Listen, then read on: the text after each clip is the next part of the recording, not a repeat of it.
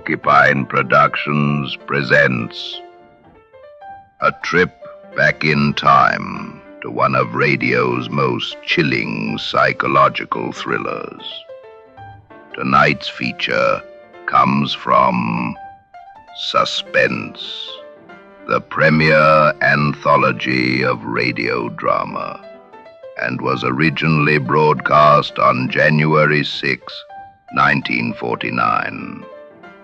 The episode, titled To Find Help, stars Gene Kelly, just a few years after Anchor's Away, in a shockingly sinister role that stunned audiences. He's joined by the legendary Ethel Barrymore in a tense domestic drama that turns terrifying. It's a simple setup. A woman hires a handyman during a storm, but something's not quite right. Stay tuned, and after the show, I'll share a bit about the surprising performances and legacy of this unnerving episode.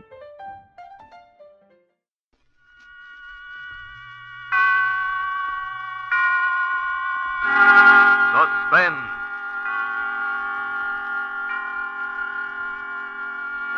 Miss Ethel Barrymore and Mr. Gene Kelly in To Find Help, a suspense play produced and directed by Anton M. Leader.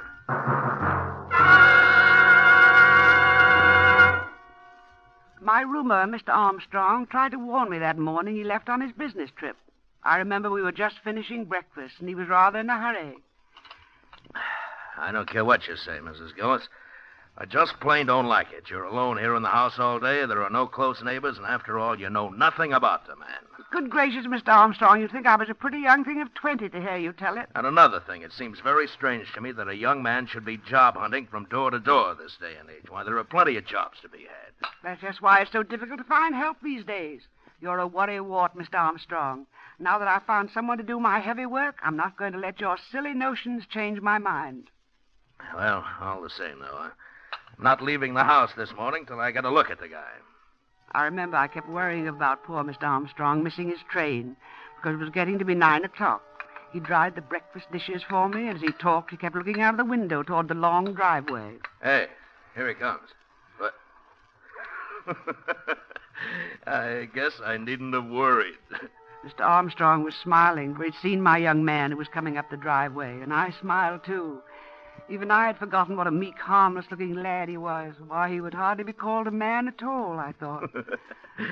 So that's the critter who's been causing me all this mental anguish. There, you see, you and your silly ideas. Why, the little guy's not strong enough to keep a regular job, I suppose. Why, I believe Sarah's getting some of your foolish notions, Mr. Armstrong. There now, Sarah. Sarah, I'm sorry that we made you nervous about him. Why, if you could see the guy... He'll hear you. Good morning, lad. I've been expecting you. This is my roomer, Mr. Armstrong. I don't believe you told me your name. I'm Howard Wilton, ma'am. Hello, Howard. How are you? I'm glad you've come. I know you'll be a great help to Mrs. Gillis here, and you'll be company, too. Well, I'm off, Mrs. Gillis. Take care of yourself. I don't think you'll have much trouble. I don't think your dog likes me, Mrs. Gillis. Of course she does. She's just getting a little old and peevish. Oh. Come along now, Howard. I'll show you where to hang your coat. Oh, yes. I always like to hang my coat up. He followed me into the closet storeroom at the back of the house. Then I handed him a clothes hanger and a rough, heavy apron, which I kept for cleaning help. Is this apron clean, Mrs. Gillis? Why, of course it's clean. No one's worn it since it was laundered last. There are spots on it.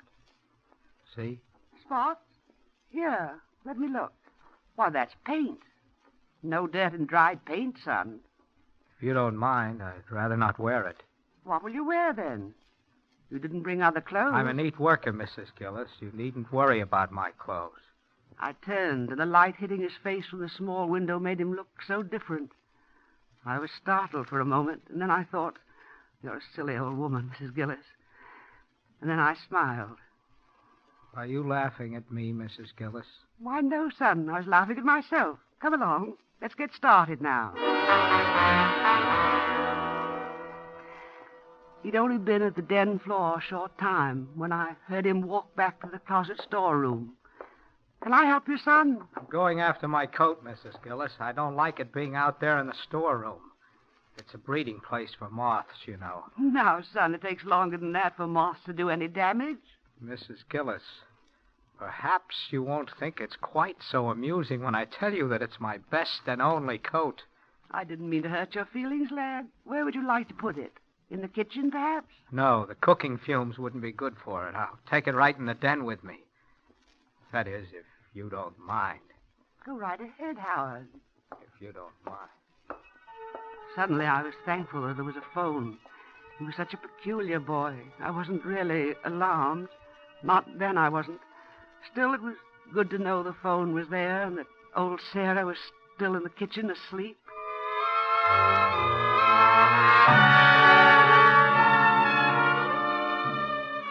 I went on about my own work that morning, but several times I went into the den to have a look at him.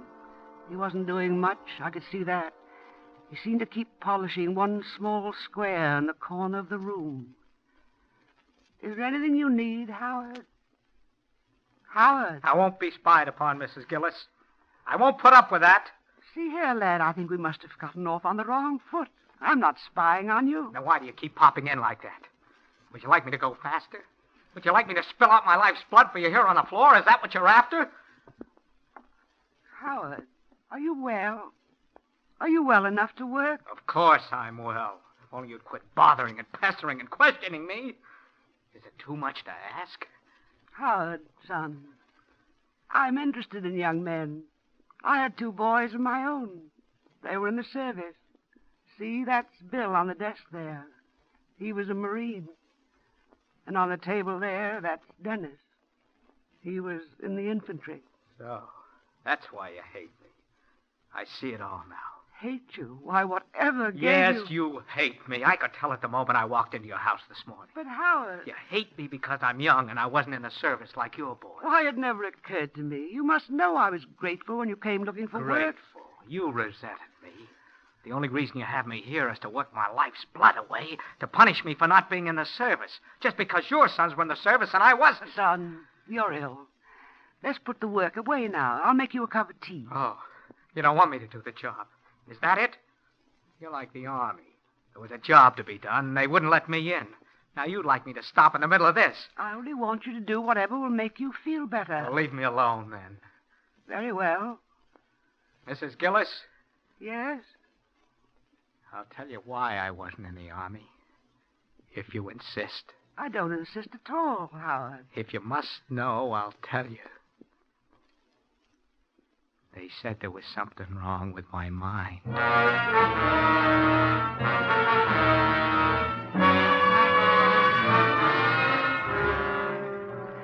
The first thing that I thought of when I reached the hallway was the phone. But it was in the den with Howard. I ran quickly to the back door, but it was locked, and the key wasn't in its usual place. The front door was locked, too, and I heard a crash. It came from the den. I rushed in to find Howard peacefully polishing away at the same spot. He hadn't moved an inch. He didn't look up at me. Then I saw the phone, which had fallen to the floor beside him. But it hadn't just fallen. The wires had been torn out of the wall. The phone, Mrs. Gillis. It fell. But the wires... I suppose you think I ruined your phone. The wires... That happened when it fell to the floor. It It happened when it fell to the floor. But, I don't suppose you'll be able to use it anymore. Not for a while, anyway. No, I don't suppose I will. Sarah! Here! Sarah! Sarah! Mrs. Gillis, Yes, are you looking for your dog? yes. I haven't seen her all morning. She was in the kitchen. Well, she's not there any longer. I know. Where is she, Howard? Where is she?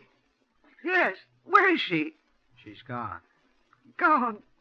If you've harmed her... She didn't like me, you know. See here. I've put up with enough. You tell me where my dog is, or... Oh, what, Miss Gillis? I'll... You'll do what, Mrs. Gillis? What will you do? Sarah! She's Yes, gone, Sarah. Mrs. Gillis. I told you that. You've harmed my dog. Have I? You killed her. Poor old Sarah, who never hurt a thing. She would have hurt me. You're bad, Howard. You're wicked. You're a coward. I'm not a coward, Mrs. Gillis. Cowards are afraid to kill. Only a coward would kill a poor old dog. If I were a coward, I'd be afraid of you. And I'm not afraid of you. You let me out of here. I have strong hands, Mrs. Gillis. My fingers are like steel. I've never harmed you. No. And Sarah didn't either, but she would have if I hadn't harmed her first. Let me out of here. You're getting very noisy, Mrs. Gillis. Perhaps if I locked you in here, you'd calm down a bit. Howard! Howard!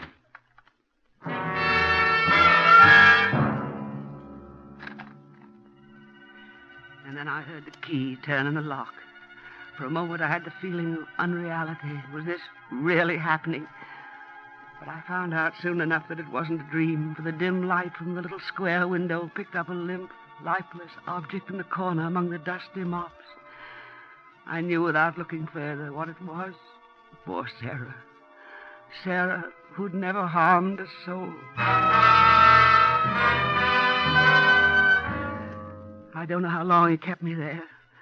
I could hear him moving about the house, but he finally came. He spoke to me through the door. Have you calmed down, Mrs. Gillis? Yes, Howard. Let me out. Why? Because it's warm in here. Because I want to get out. You were looking for your dog, weren't you? Never mind about that, Howard. Let me out. Mrs. Gillis, if I kept you in there, you wouldn't be able to spy on me ever again. I won't spy on you, Howard. Let me out.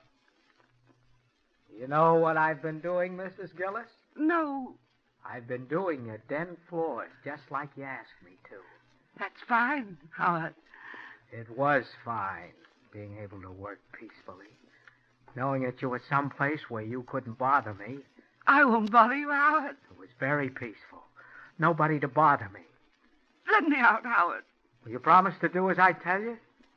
I promise. Anything? Anything. Very well, then. Now, no tricks. No. Feel my hands, Mrs. Gillis. Are they nice hands? Yes, they're nice hands. You haven't felt them. Did your sons have as nice hands as these? No. No, they didn't. But they didn't have any trouble getting jobs, did they? I'm just as good as they were, you know. Of course you are, Howard. Wouldn't you like some food, lad? You haven't eaten all day, you know. Some food would be good. Yeah, let me fix you some. Mrs. Gillis, a woman I worked for once said my hands were weak. She did. She soon found out, however. Here now, lad. I have some nice cold roast in the icebox. I taught her a lesson. It'll only take a minute to fix some salad. Were your son's hands strong, Mrs. Gillis? Not as strong as yours, Howard. I'll set the table right away. Mrs. Gillis, feel my hands again. They're like steel, you know.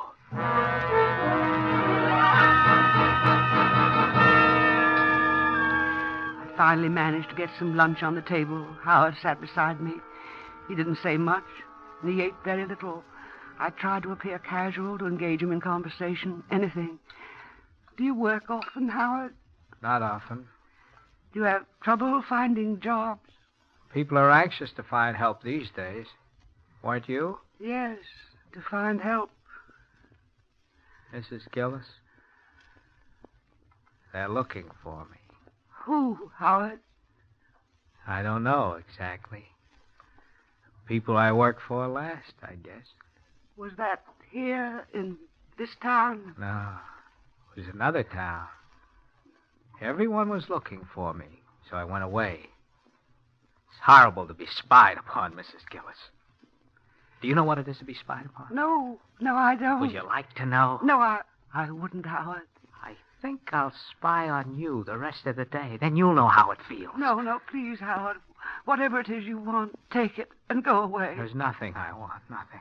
I only want to stay here with you. I can't stand it, Howard. I can't. I'm an old woman. Please go away. Leave me alone. I'm not going away, Mrs. Gillis. There's still a job to be done. I'll go away after I've done everything that's to be done. Howard, I have some money here in the kitchen cabinet drawer. It's a great deal. I'll give it to you. I don't want your money, Mrs. Gillis. Then go away. That would be foolish. Then you'd tell on me. No, I wouldn't. Really, Howard. Go away and I'll never tell a soul that you've been here. I don't believe you. And I don't trust you. There's only one way of being certain that you won't tell. My heart jumped when I looked out the window. I saw it was the milkman. Tell him to go away. I can't. I've ordered some extra things. Then go into the storeroom until he goes. I can't, Howard. He knows I'm here. He'll expect me to pay him. You promised to do as I told you. And he pulled open the cabinet drawer. I saw him take a knife out. Now, will you tell him to go away? Howard, if I tell him to go, he'll think something's wrong. Then you'll get caught for sure. All right, Mrs. Gillis. Take whatever you've ordered, but if you pull any tricks, you'll be sorry. Just a moment. Good afternoon, Mrs. Gillis. Good afternoon. A lovely day, isn't it? Yes, it is. Mrs. Gillis, I think I have good news for you. You have? Yep. Beginning the 1st, the company's taking on some more help. And in the future, your deliveries will be made in the early morning. That's nice. I don't believe you ever did like these late deliveries, did you? I never really minded. If all of our customers were like you, Mrs. Gillis, it wouldn't be such a bad world. Here you are. 1 quart of milk and a pint of half and half. Goodbye, Mrs. Gillis. The extra things, you forgot them. The extra things? Yes, the extra things. Now, don't tell me you've forgotten them, the eggs and the butter. Okay, I'll get them right away. Mrs. Gillis, I'm going to give you one more chance. When he comes back, you're to get rid of him, do you hear? And if you give me away, I'm going to kill you. I'll kill you before he can get inside this house, and I don't care what they do to me. I won't give you away, Howard. I'll only pay him. I have to do that. Shut up. And remember... Here you are, Mrs. Gillis. Thank you. Anything else? No, that's all. Mrs. Gillis, I was going to say... I'm sorry, I can't stop. I can't talk today. I'm very busy. You're very clever, aren't you, Mrs. Gillis? What do you mean? You thought you were going to put something over on me, didn't you? I sent him away, didn't I? The extra things you ordered. There weren't any. Yes, there were. You saw him. You heard him. You didn't know what you were talking about. The milkman had returned. He stood outside the window. Howard looked at me. I saw his knuckles grow white as he clutched the knife. This is your last chance. Get rid of him. I will, Howard. I will. I'm sorry to bother you again, Mrs. Gillis, but you forgot to pay me. Oh. That is, unless you want No, yes, I'll pay you. Here you are. Sorry I had to bother you, Mrs. Gillis. But you see, this is the day I have to come Yes, I'm busy. Can't you see that I'm very busy? Tell me when he's gone, Mrs. Gillis. I stood by the window and watched. He got into his truck, and he drove off. So that was your scheme, was it? So you wanted to give me away. He's gone now, Howard. You thought he'd save you, didn't you? No, I sent him away like you asked me. Do you know what would have happened to me? Do you? They would have taken me away. Howard, leave me alone. I'm going to punish you. No, Howard, I've been punished enough. No, you haven't. Yes. He was standing very close now. I knew he still held the knife. Suddenly, everything was black. I slipped to the floor.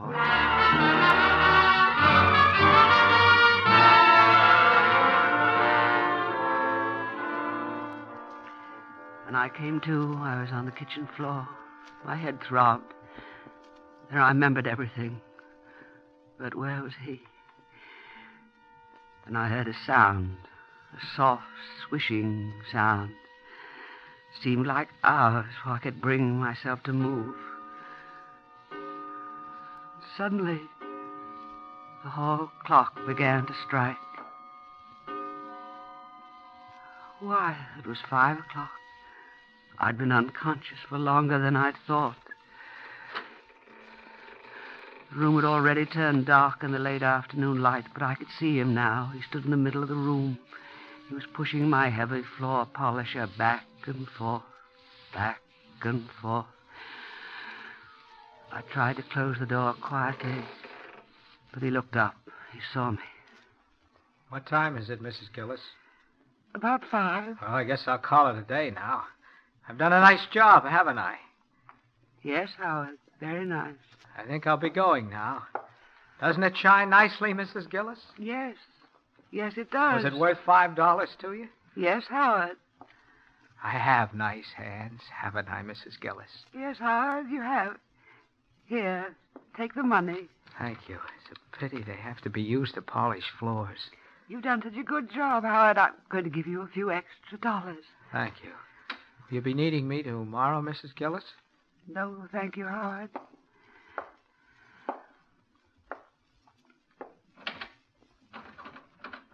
The door's locked, Mrs. Gillis. Yes, Howard. Do you have the key? Oh, yes. Yes, I do. I just remembered. I just remembered a lot of things. Mrs. Gillis, there's someone at the door. Yes, Howard. Will you open it? Oh, should I? Yes, Howard. You have the key. I have? Oh, is this it, Mrs. Gillis? Yes, Howard. Open the door. Open the door, Howard. Open it. All right, Mrs. Gillis. I'm Mr. Stevens from the phone company. Your phone's been reported out of order. Mrs. Gillis, is your phone out of order? No, there must be a mistake. That's strange. We've had several reports. Maybe I better run back and check my books. Just a moment, Mr. Stevens. Could you do me a favor? Why, certainly. This boy... Mrs. Gillis. This boy, he's worked here all day. He's done a good job. But I don't think he's well. I'm all right, Mrs. Gillis. But you're tired. Aren't you tired, Howard? Doesn't your head ache? Yes. Yes, I am tired, and my head does ache. Well, maybe Mr. Stevens will be kind enough to drive you to the car line. I'll be glad to, Mrs. Gillis, but I can't wait long. Right away, and I'll go along, too. I have some marketing to do. And, Mr. Stevens, as long as you're here, would you mind checking the phone just to make sure? Why, of course. I'll show you where it is. Can I show him, Mrs. Gillis? No, Howard. You wait here. We'll be right back. I moved quickly toward the den. Mr. Stevens followed me. Once inside, I closed the door behind me. He spotted the torn wires at once. Say, this phone. It's that boy. That man. He's dangerous. Drive us to the police station as fast as you can. Well, Before he could reply, I opened the den door and went out into an empty room. Say, Howard! He's gone. yeah, it sure looks that way. No, you've got to find him. But, Mrs. Gillis, if you were afraid You don't of him... understand. He's angry with me. He wants to kill me. And now he's hiding here somewhere. When you go, he'll come out and kill me. Oh, say that, ma'am. Take it easy. You're getting yourself all worked up. You don't believe me. Well, look, Mrs. Gillis, maybe I better run down to the corner and phone for somebody. No, you huh? can't leave me.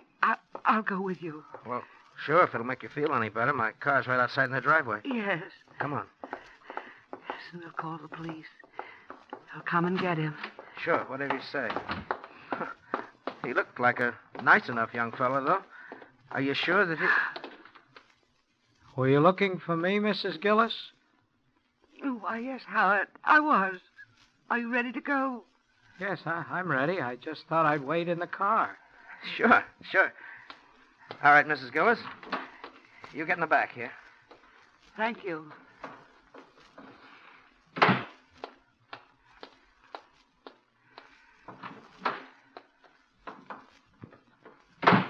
It's very kind of you to do this for me. I'm very tired. Just relax, Howard. We'll take care of you. All ready? All ready, Mr. Stevens? Mr. Stevens. Huh? Don't you think I have nice hands? Why, yes, I guess so. Yes. They're strong hands, too. Very strong.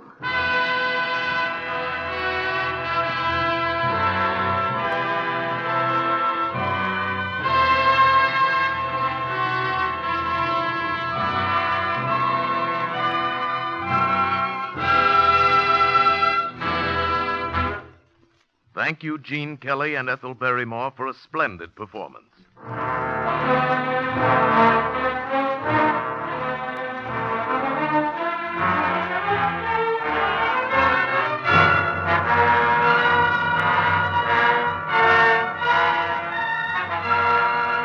Suspense was previously released by CBS, the Columbia Broadcasting System, for listeners in the United States and rebroadcast for our men and women overseas.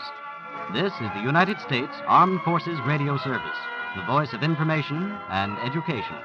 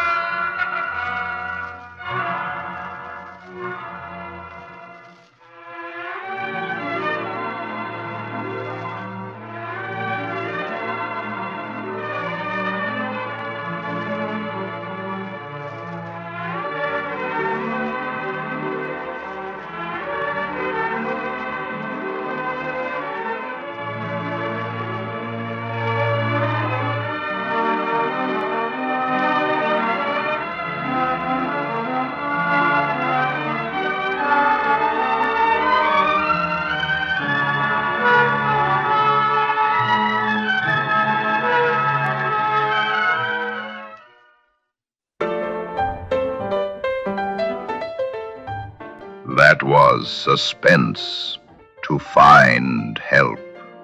First airing on January 6th, 1949. Starring Gene Kelly and Ethel Barrymore. While Kelly was best known for his charming musical leading man roles, this rare turn into psychological horror showed the range he was capable of, and shocked fans used to seeing him tap dance across the screen. Barrymore, with her gravitas and steely voice, brought perfect tension as the increasingly uneasy employer trapped with a stranger. This episode is often cited as one of the most disturbing in Suspense's long history. Not for violence or gore, but for its creeping sense of dread and claustrophobia. The script, written by Mel Dinelli, was so effective that it was later adapted into the 1947 film The Spiral Staircase, and Suspense produced multiple versions across the years, including earlier performances by Frank Sinatra and Agnes Moorehead. If you enjoyed this broadcast, Porcupine Productions brings you both vintage radio classics and original audio series like The Docent and Detective Steve. Subscribe and join us each week as we keep these timeless stories, old and new, alive.